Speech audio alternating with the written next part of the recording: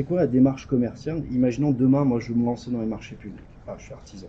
Quelle est la première chose que je dois faire?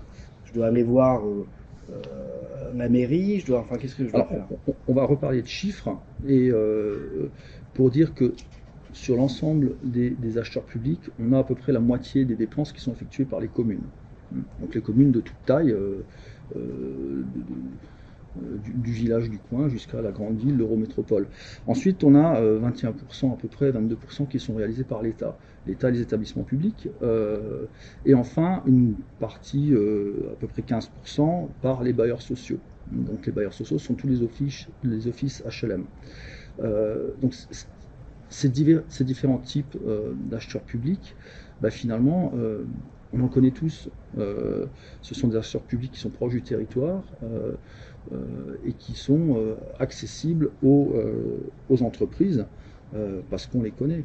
Hein. Qui ne connaît pas son maire, qui ne connaît pas un représentant de la communauté de communes, et ainsi de suite. Donc il y a aussi une forte proximité dans les marchés. Dans les fournisseurs. Voilà, dans les fournisseurs. Donc si plus on est proche finalement de l'acheteur, mieux ça va être. Plus on va être dans l'esprit. Finalement, il y a quand même un esprit local.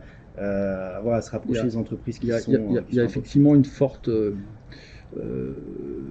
fort lien de proximité entre le fournisseur et l'acheteur.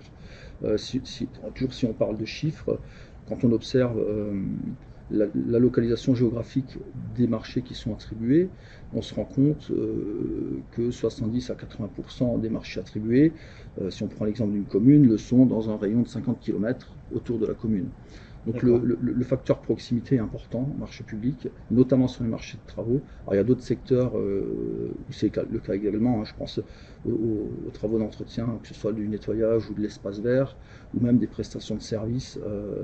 Bah, effectivement la proximité c'est un peu une des typologies de l'achat.